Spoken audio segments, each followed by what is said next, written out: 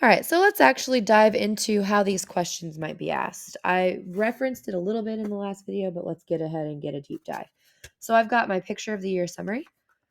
I've got my singular summary points written based on paragraphs. I've got my overall main idea written, okay? So here are the types of questions that you'll be asked on tests about this specific standard. So number 1, obviously, what's the main idea of the entire passage? That's the overall. You might see it asked, what's the idea of the entire passage? It's the main idea overall. What's the central main idea? That all means the same thing. Overall, what's the main idea? Then which details tell me about that idea? In that circumstance, you would literally answer any of these as a detail that helps answer this, because these are all the details that helped us get this in the first place. I love this one because they'll ask you to drag and drop. I'm adding this to your list.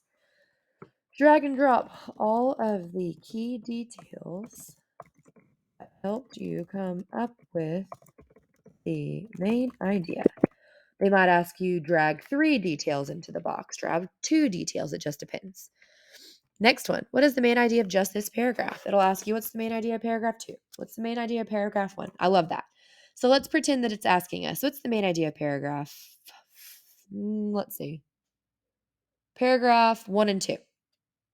In this circumstance, I'm going to look directly at my notes. I'm going to say 1 and 2, people take pictures of many things. I guarantee you this is going to be in your answer choices, but guess what else is going to be in your answer choices? Some of these as well. So you have to be aware of where this comes from. That's why you have to make sure that you write your paragraph symbol 9 with a line and where it comes from. If you don't, the point of writing it down to find easy access to these answers is a little bit, gone. It's done. Next, what details support the main idea? It's the same question as we asked before. What detail tells us more about that idea? Why is blank a good title for this article? That's a great one to use for main idea. So I would ask you, why is pictures of the year a good idea for this article or a good title for this article? And we would have to literally find the answer for the main idea down here as an answer choice. It would most likely ask you to describe it in a wrap question, an open response question. How do the details support this being a good title? So it might ask you, how do the details of the passage support the title?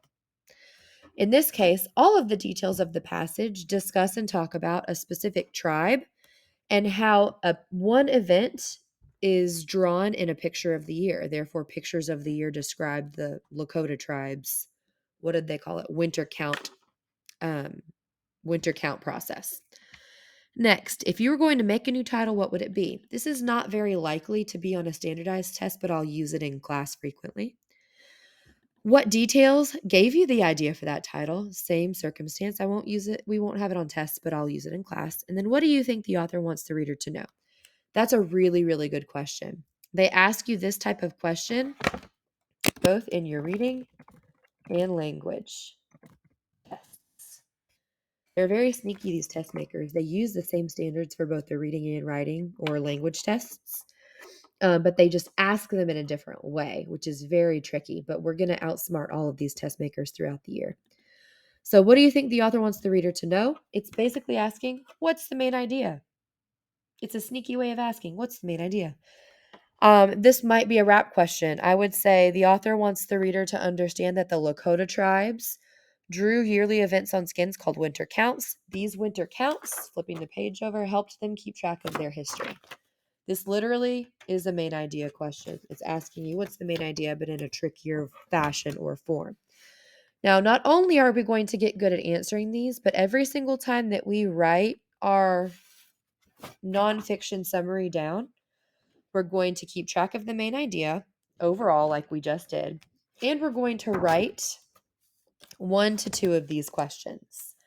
That's going to be an activity for another video, but this is how we'll use the question stems. Actually, we'll use the question stems in another video, but for now, this is just describing what these question stems will look like on a testing or in a testing situation.